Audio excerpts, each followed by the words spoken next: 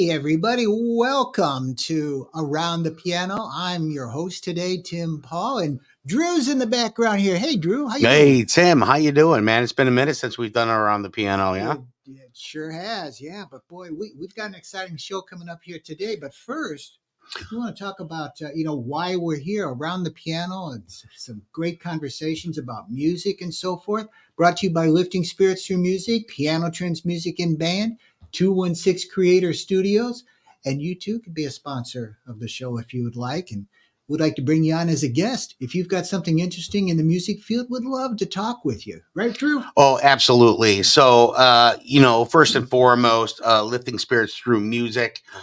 These guys are crushing it on everyday live stream. I do this for a living, and that's just burnout for me. I don't even know how you guys do it. Piano Trends, music and band. Listen, folks, school is ending, but will be a blink of an eye to come back around. If you have a kid or a child that is needing an instrument, Piano Trends is the place to go. We can do local. You can go online. We can do rent an instrument, rent a lease to own, repairs, music books, anything A through Z in music. Listen, if you play the cowbell, we have one. We absolutely do. And, in fact, if you mention this podcast, you come in the store and rent a band instrument for school for next year, whenever, we'll give you some free lessons to go with that. Wow. So just mention this podcast and we'll get you some free lessons. And all you got to do is rent the instrument from us, which will cost you less than renting it from anywhere else. I guarantee it. Absolutely. Hey, listen, if that's number one, that's a great deal. And I'm hearing that for the first time. So yeah, that's nice. Hey, listen, if that's something you want to do, Tim at pianotrends.com. That's Tim at pianotrends.com. Shoot him, heard it on Around the Piano, and he will get back to you. You guys can set something up. Feel free to check them out online, pianotrends.com. That's pianotrends.com. And listen, they do check out their show at Lifting Spirits. It's on their Facebook. It's on their platform. I mean, they're everywhere. They're doing great things to help motivate people. And they're big Cubbies fans. So I'm sorry if I'm sorry. Well, if you're not from here, right? You don't understand. Right. You won't understand why we do what we do in the Chicagoland area. And hey, listen, if this is a show that you really like, check out some of the other content here at 216 Creator Studios. Just go to our YouTube, click our live tab, check out everything that's new. Make sure you like, share, subscribe, smash that bell. That way you see all the shows that are coming up, and it'll give you a notification. We do have disclaimers on some of the shows that are a little more edgy, but we got anything from lifting people up. DDOE is our master company that is doing nothing but lifting people up. Daily dose of encouragement. And I love your veteran show. That's it. Yes. Roger That Chronicles. And we have a new shift on the veteran show coming up. We got new members of the veterans coming in to start alternating, so everybody gets a chance to be on camera and tell their stories. So that's going to be really interesting. So stay tuned for that. That should be coming up in May. Other than that, let's get to it, man. It looks like you got a great guest today. We've got just as a guy that I feel like we've known forever, feel like he's one of our best friends, yet we've never met in person. Uh-oh. He lives out in Washington, D.C., but we have, I guess we got together and got to know each other a little bit because we're, as a Casio dealer, Roger is a Casio trainer. So Roger lives out in Washington, D.C., but Roger Hooper is a wonderful musician, a film scorer. He does so many things. We're going to talk to him about all of that. So let's bring Roger on. We're going to bring Roger in. Ladies and gentlemen, without further ado, Roger Hooper. Hey, what's up, Roger? Hey. What's going on? Good to talk to you guys. Yeah, I'm having a little trouble hearing Roger. We get a little... Yeah, let me see if I can get some volume on that. All right. How about now, Tim? I think the microphone's working. There we go. We're good. There it is. Yeah, and you can hear us okay? Yes. Yeah, and I can see your visage before me. That's right. Whatever that means. You know what we're doing? I don't know. Well, we used to. Yeah. Oh, yeah. So what's going on? What's going on out there in Washington? What's your latest project? Before we get to the latest project, let's tell everybody a little bit about your background so they get to know you a little bit. Well, I've been around for a while. I just turned 70, so I'm ancient as can be, and not really, but I've played piano since I was a little kid. I think 1960, 1959, somewhere around there. I was born in 54, so whatever that means, 5 or 6. And I studied organ when I was a kid in the 60s and played pipe organ in my church for like the kids service. And then just went to school, went to Catholic University for a part piano scholarship and dropped out after a year. And then a year later, I got married, had kids, and went back to school in 1979 and got a music theory degree, a totally useful degree. It is a good degree. I'm glad now that I actually did that. But because it's what I learned then has helped me a lot in my composition in many ways. So I'm very grateful for that. But in the 80s, I started working in retail selling keyboards. And I started working in 1985, and I worked at an effects department, and we sold mini key keyboards. And I never thought that mini key keyboards would be a big thing. 40 years later, I just bought one yesterday, a Hydrasynth Explorer. It's just a full-featured synthesizer, but it's got mini keys. But, I never thought it would still be a big thing, but lo and behold, it is. But I got into the keyboard department in 1986, and over the years, I sold a lot of different things. Back in the DX7 days, the Roland D50, FM synthesis with the DX7, analog synths were going out of favor. Then all the virtual analogs in the 90s. I think I met Mike Martin from Casio at some point in the 90s, probably the mid 90s or the late 90s. And then kind of reconnected with him on social media later in the 2000s, Sure. And but I had worked in retail from 85 till 2001. I quit in 2001 to go into media composition. We all kind of gravitated towards different types of customers when we were selling instruments. And I had a lot of people that scored stuff, America's Most Wanted or government documentaries, all kinds of things, and political ads and all that. And I had started doing a little bit of that on the side, starting from the late 80s on. And so by 2001, I thought, I'm getting up there. I was 47 years old. I need to do something. So I decided I wanted to go ahead and make the break and do this. And I was like, I really miss working with the people. It's like, as soon as I started doing this, working by myself, I realized I work with some really wonderful people, and it was just a great experience and everything. But it was time for me to move on and do this other thing. So I've been doing the composition since 2001, and I've had some good years. I had some bad years, had some in between, that kind of thing, But it's been a good experience. I've done a lot of work for Voice of America, and I just finished it was in February, I guess, finished a film for them about the Ukraine war. And that's on their website. Everything is on the website now, and I think they're entering it in film festivals. But I did that. I also do some political ads. I did an ad for Sherrod Brown, a Democrat senator in Ohio. I think that was in January. I also do work for a music library company that supplies music for Discovery shows and Sky TV, a lot of Discovery Australia shows, like the Repair. What is the show? I can't remember the name of the show. It's Repair something about where they fix like old clocks and stuff like that. And but it's an I'm sorry. No, I was going to say that I think the Repair Shop. Yeah, it's a really cool show. I mean, I haven't seen the Australian one, but I've seen the one. There's one that takes place in England, and it's fascinating. I mean, it's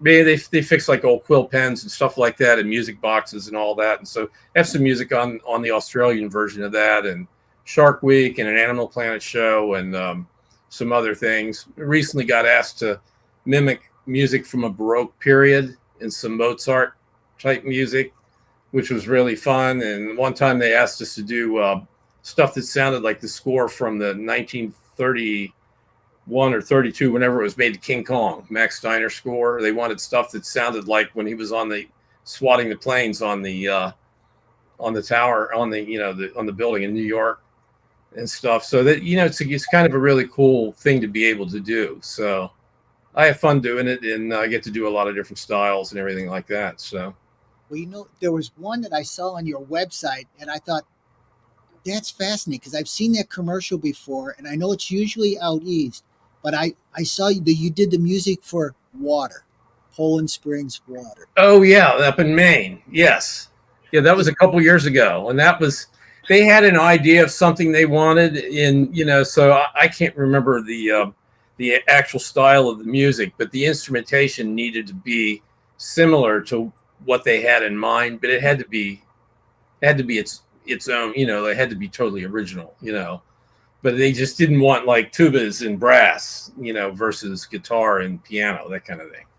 So finish, did you create all of that using your vast array of synthesizers and keyboards behind you? Well, most of that I think I did with the library, software instruments. All right. And so I use a lot of Spitfire audio, their BBC Orchestra, it's called. I have a subscription with Cinesamples Museo, it's called, where I can use a bunch of their orchestral instruments, where there's woodwinds, brass, strings, etc. A lot of synthesizers, to make unusual sounds and things, some drum type instruments and all. And that's all in software, just like the keyboards that we sell and everything. A lot of the sounds, they're software in the keyboard. So these instruments are software programs in the Mac. Now I do use the hardware synthesizers around me, but I used them a lot more 20 years ago than I do now. But I try to use something from them in almost everything that I do, because there's something about the tactile experience, about just being able to manipulate the knobs, the sliders, and all that. And you can do that in the software instrument, but it doesn't have quite the same, the same thrill to it or whatever.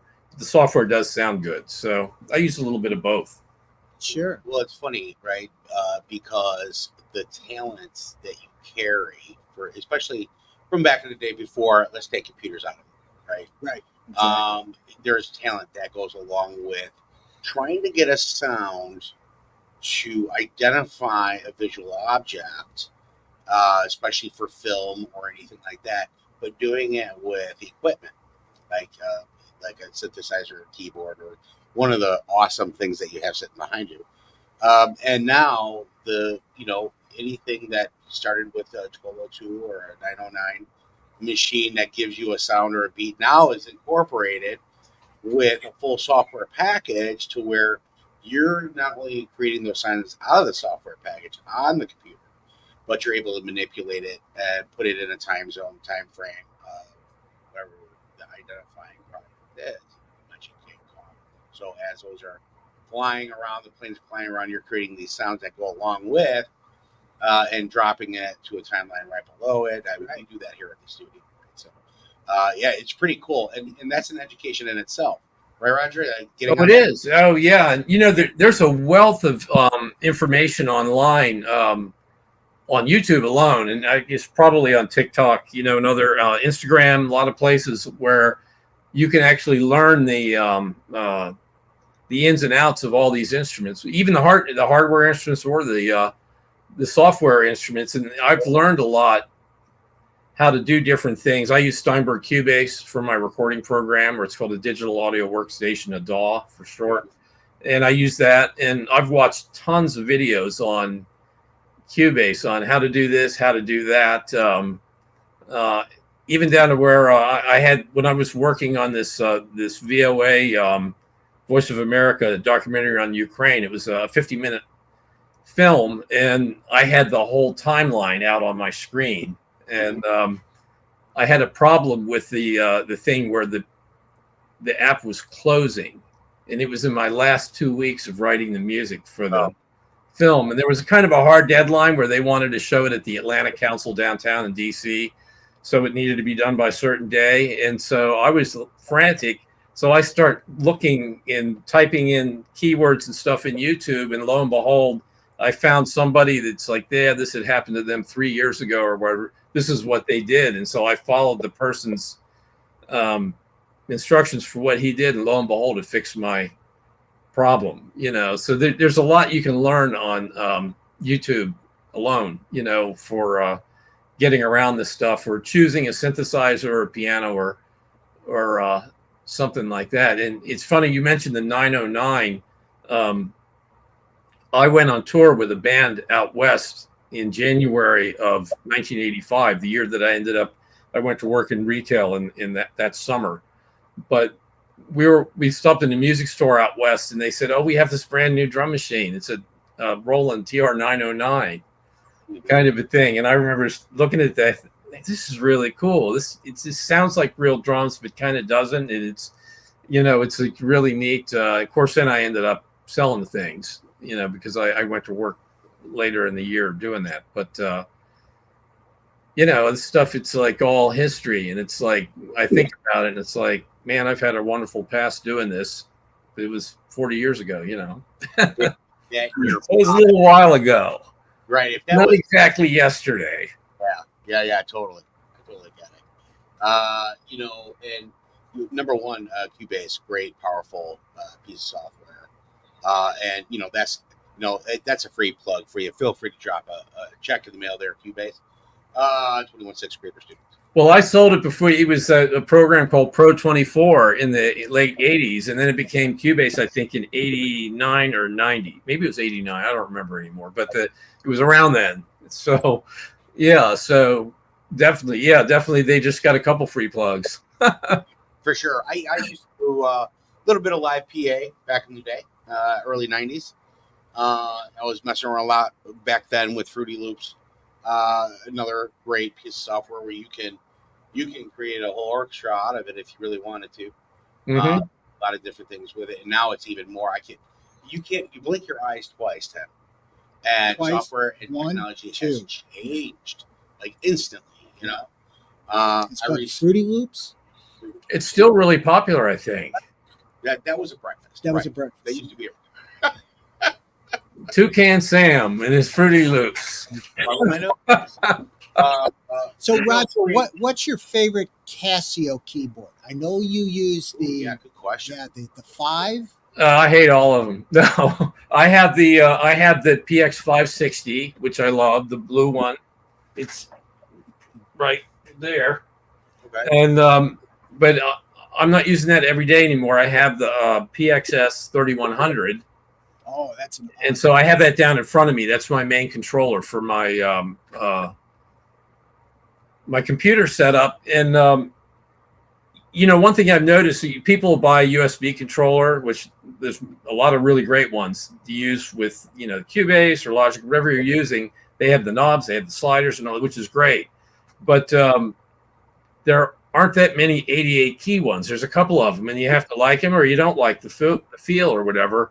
Well, I've loved the feel of the Casio since I got a PX 300, no, PX 300 330M, I think it was called, back in 2009. Was my first Casio, and I really like the feel of that keyboard a lot. Now the piano sample was good, but it's nothing like the ones they make now. They're really gorgeous. Now it was really good then too, but the I really like the feel of the thing, and I've always liked the feel. And so when the opportunity came to become a trainer for them in 2016, I thought, well, hey, getting back in the retail game again was very appealing because I loved it, and it was a part-time thing, so I could kind of move it around my scoring stuff, you know. And so I got a PX 560 then, and then a couple years ago I got the PXS 3100. But I tell you, the new 5000, 6000, 7000 series, that action feels really, really great on those. And of course, the pianos or even better than what's been in keyboards in the past couple of years. So, but have they're all good, and they all have different price points is the thing. And when you're buying an instrument, you obviously have a price point. So if you go, I have a Korg Kronos here, which is a beautiful instrument too. That's not made now. They replaced it with a Nautilus, but when it was made, it was, I think it was $3,500, something in that area. But if you go in the store and you can't afford that amount, you need to buy something in the price point. Now, if you can, by all means, like, do it, you know. But Casio has keyboards in different price points, just like other manufacturers. So this PXS 3100 is a kind of around the 900-ish, I think, and it just feels phenomenal. And the piano sound is gorgeous. I mean, if you're playing classical music, you're playing rock, it doesn't matter. You've got the tones there to deliver the vibe that you're looking for. You know, if you're doing a Chopin nocturnes or whatever, you're not going to be fighting the piano to try to make it sound sweet and gentle. But if you want to do a Chopin ballade, be thundering, you also can do that. You know, so it's all there. Could you give us a little sample of what the keyboard, the Casio that you've got there? Which one do you have? 3100, PXS 3100.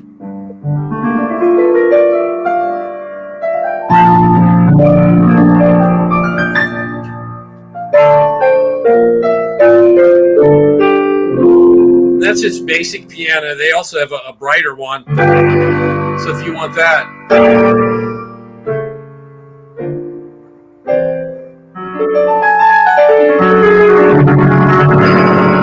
You can also have that really big kind of strident sound. And when I play with our worship band at church, it's a small church. We'll have somebody plays cajon. We don't have a full drum set, acoustic guitar, maybe a bass, and a couple singers. But it's better in a way to have the brighter one rather than the more mellow one. But when I do my I've released some songs on streaming, and I use the main piano from the piano number one. It's not quite as bright for those. I have a song called Promise and another one called Beauty that's on streaming, and I use those pianos for that. I also use software pianos too, but I've been using the Casio because they've been very satisfying to play. Yeah, they really are. And you know, it's not the Casio yesteryear. I remember the first Casio keyboard I ever owned was the one with the mini keys, like you mentioned. And I used to have it sitting up on top of my keyboard set when I was on the road. And you always had to remember those keys are real tiny. They're trying to fit in there. So you would use it as a novelty thing during the. Was it an SK1? Which one? Was it an SK1? Yes, it was. It was a little sampler key. We had those. And I used to walk around the keyboard room and play with those and like sample all kinds of stuff. And I would sample a phrase by this keyboard, and I would reverse the sample. And it was like a row. I can't remember what it was, but I would learn how to say it phonetically. And so then I would do a demo, and I would do that also with the expense, like the Ensoniq samplers and the Emacs and stuff like that. But I would say the backwards thing into the keyboard and then reverse it, and it would sound like, "Boy, this keyboard." Like people would laugh. I wasn't smart. We used it for one song each night. We used to do this Captain Tennille song called Muskrat Love. Oh, I remember that. And there's a part in there where Daryl Dragon makes it sound like muskrats are frolicking out in the yard playing. Yes. And so I would use that little Casio mini keyboard just for that little part interlude during the song. Yeah, he used Arp Odyssey for that, I think.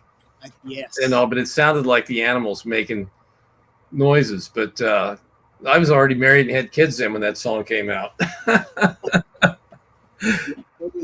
There was fun times with that. Yeah. Oh yeah. It was good. But it's completely different from what Casio is today. I mean, now you use it professionally. Stevie Wonder uses Casios professionally. So it's a totally different different. It's just a different keyboard than it was in the past. They're very high end now. But like you mentioned earlier, Casio does something in every price range, so that Yes. you can fit yourself into what you can afford and what best suits your needs. So, Yeah. The one thing I've liked about the brand too is that whenever a keyboard line of instruments was released by Casio, you would get the same good stuff in each model. It just they more expensive they got it was because there was more stuff. exactly. So if you get a PXS 5000, it's the same keyboard that's in the 6000, it's in the 7000. Phenomenal feeling keyboard and the same basic piano sound is in all of those. Then each one has more more sounds and maybe a couple different extra pianos in the more expensive ones, but you still get the same quality basic. I think it's the Hamburg piano, and then that wonderful action stuff in the 5000, and then 6000, same action, but you get some more sounds and some knobs, etc. And then the 7000, and you can get that in mustard if you want. So I know that's even better. we haven't got nuts in yet, but that honey mustard, Yeah. it's really a cool looking piano. Oh, sure. Yeah. It's like you want to play it, then it's like, man, it's time for lunch. Right. Exactly. Yeah, it's good. It's good. And it's also light woods are so popular in decor now. That kind of color is actually going to go really well with a lot of decors, you know. Yeah, it really does. We've seen an uptick in that, so that's always a good thing. But yeah, all is good. I know Mike Martin. You know, you mentioned Mike earlier. We talk to Mike all the time, and he doesn't live far from us here in Illinois. He's based. Oh yeah. But so he gets up here every once in a while. In fact, I believe he's going to be bringing a keyboard up to me in the not too distant future. So we're looking forward to that. But Casio people are great people to work with. I mean, warranties are better than any of the other companies that put out there. So we're definitely sold on Casio. So I'm glad when musicians like you actually use it in your work and are proud of it. It's a great testament for the line. Yeah, well, another thing is also the weight of the thing. You know, when you're talking about like the ones I have, 26 pounds, I think.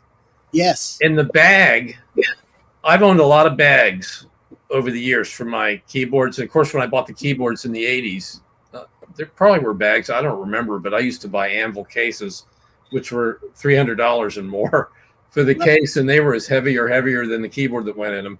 But the bag that they designed for the starting with a PXS 1000, and it's the I can't remember the letter in front, but it's 800 something 800. The bag is like literally the best bag I've ever owned, and I've had other major brand, which I'm not going to say what the brand is, but I've had the bags, the zipper breaks and different things like that, and every couple of years I'd replace the bag and everything. But the bag that I got with the 3100 is amazingly good quality. Carrying that is good. And when I was talking to you earlier before we went on about my thumb operation I had in 2021. Well, I also later in that year I also had a disc replaced in my neck. So we had a lot of surgery in our house that year, and trying year for you guys. When I had the disc replaced in my neck, it was between C6 and C7, and I had pain down my left arm, and it was just nothing would touch it. Once the disc was replaced, it's fixed, but I couldn't lift. I think it was 5 pounds for weeks, and then they said now you can lift 10 pounds. And so I was doing some wedding jobs. My wife started going with me and helped me with the equipment and having the. I guess it was the PX 560, but that still was like 26 or 27 pounds.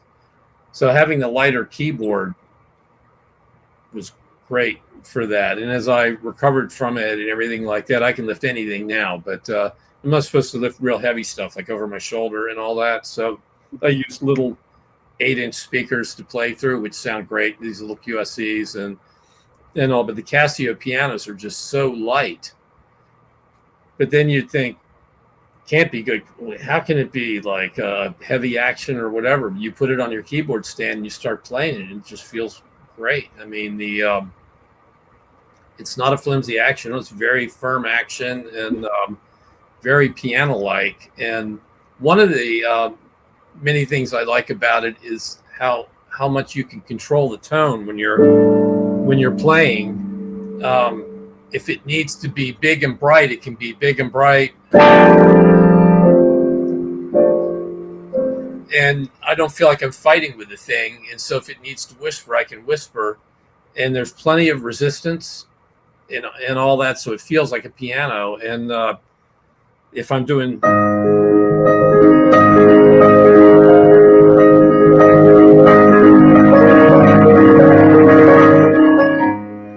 I don't want to mess up anymore. I can barely remember it. But when I'm doing the Chopin like that, it's like I can control all the tones of all the notes instead of and beating up the keyboard. And that hasn't been the case with all the weighted keyboards that I've owned over the years. Some of them, I had one in particular that I was using it to play Synthogy Ivory, which is a VST, a software instrument. And just trying, I'm like, I'm banging. This is horrible. So I'm fighting with the velocity control in the keyboard. Make it heavier, make it lighter, make it in between, do this. And it's like, I got to just play better or whatever. So years ago when I got the PX330, I was triggering the same piano sample and I'm playing and it's like, my playing's improved all of a sudden. Well, I don't think my playing improved at all, but I think it was the velocity curve or the touch response, Casio calls it, built in the keyboard just kind of allowed me to kind of caress the piano tone where I wasn't like beating the thing when I could play big and loud when I needed to and soft and gentle when I needed to. Then when I got the PX560M in 2016, it was like, holy mackerel, this is even better for playing all the software instruments. And of course the tones built in it that I've got a whole bunch of songs on my SoundCloud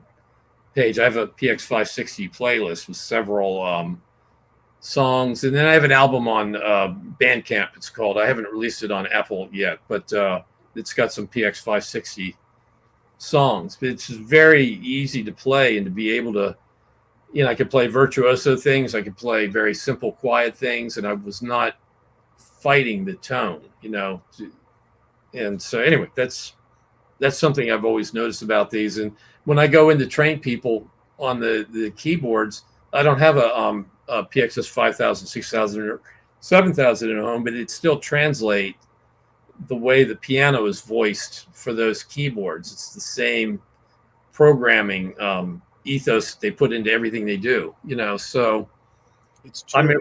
I'm able to play it and it just a lot of control, because piano teachers would always talk about control, like your control isn't very good, and you need to work on this and start doing your scales and pick up your fingers more and do these different things to try to strengthen your hands or whatever. So the control is there in these instruments. Teachers don't tell me that. You know why? Why? Because you don't play the piano. Yeah, that's Real quick, I want to bring this up here. So, so I'm looking at your website. That's rogerhooper.com, right? Yes. So you've done stuff in film and TV, game trailers, animation. Man, what don't you do? I'm not a chef. Well, you order out. Yeah. No, I do a lot of cooking on the grill. Yeah, the game trailers and all, they were a friend made machinima movies for I'm not into video games at all, but he made them for a gameplay site where the like EA Games for Battlefield 2142, I think it was called, allowed the people to use clips from the game to make trailers that they would put on their gameplay site, and it would advertise their game, and they didn't enter them into film festivals that dealt with what was called machinima. And all this was back in, I think it was 2009, 2010, 2008, back then. and so I did some stuff for him back then. Like, I'm fascinated by the. Can we go to the game trailers there? Maybe pull one up. My son Jason helps work the gaming convention in Milwaukee every year, and it's fascinating because they actually had some of the composers of some of the games that were there, and I find it fascinating because that's a whole different type of composing that you do for that. Yeah, these things are all, well, the Ville, that's they wanted that to sound like the theme from Friends, kind of a thing, with kind of jangly guitar and that kind of a thing. So that was all software, software. Play that. Let's listen to it. I hope it works. I haven't looked at my site in a long time. Looks like it's going to work.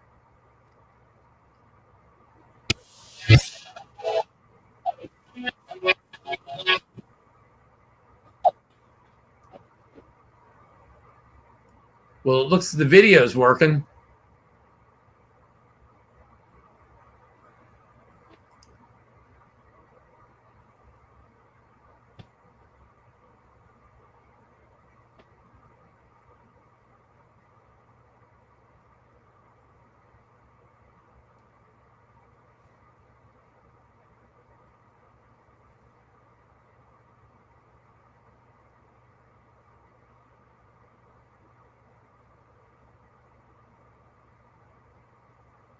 Oh, cool. Isn't that cool? I love that. And you're right. It's kind of frenzy. That is pretty cool. So, have you ever? So, when you come up with this, when they ask for something that's based on a movie or for a video game, is that just the creative juices coming out of you to create that? Or Well, I was familiar with that thing, that the Friends thing and everything like that. So I knew that it needed to be guitar, bass, and drums, and that it needed to be not like a heavy metal guitar kind of a thing, but it should be kind of a jangly Rickenbacker guitar sort of thing. And it should be in a certain the tempo should be pretty similar and all that, not a ballad or not like some incredibly fast or whatever. And so then it's like you have to be careful you're not imitating it, So I look at the harmonic structure. So if the original thing that I'm modeling is the 1 chord, the 4 chord, the 5 chord, and the 6 chord, say, I'm not going to do that. I don't know what I'll do. I'll do the 1 chord and the 6 chord, and then back to the 1, and then maybe a 2 chord or something like this. So I'll change the harmonic structure. And if there's like an arpeggiator kind of a pattern or something like that, I'll do an arpeggio. But if it's going like this, I won't do that, but I'll do but I'll just try to make it so that it's something's going bum bum bum bum bum bum bum, but it just can't be like I copied it. It needs to be original. And you want to get the kind of the feel, the excitement you get from hearing the original thing, but you have to make your own piece. It can't be you can't rearrange and change like 2 notes and then think that you did the thing. So that's interesting. So you're seeing the components and how a lot of this stuff is made. Right? I want you to think back to the 80s, the Hulk, right? Yeah. At the end, they always play something. Do you know how that goes? From the Hulk. Remember that? Oh, like in the 80s, they would always walk away, right? You know what I'm saying? Like a stinger. Yeah, somebody always comes up with those, right? So yeah, I have to do that. I work for this company. It's called Flick Tracks, and it's a music production library. And we'll have to do the original piece is maybe a minute and 45, a minute and 50, somewhere around that. We're trying not to go over 2 minutes, and then I'll do a version of that without the main melody stuff, or if there's a lot of stabs like that happen every now and then, like I'll take them out and do that, and it's just kind of like a music bed version. And then I'll do a version that's just bass and drums. But then I have to do a couple of different stingers that are 5 seconds long. And I had to do that with Voice of America. I had a contract with them from it was like 2008, I think, through 12 or somewhere around then, with their Persian news network, and it's news broadcast into Iran, but they wanted Western sounding music, with the exception every now and then for the Iranian New Year, Nowruz, they would have me do something, and I'd work with some of the Iranian native people that they actually work for the agency, and they were very gracious in helping me try to create something that didn't slaughter their heritage, Right. kind of a thing. But most of the music had to be Western. But I had to do lots of stingers for that, for the news, because they were always needing something, in a big crash or something, going into a commercial, or going into a different story and that kind of thing. I love the talent. I love the creativity. That's fantastic.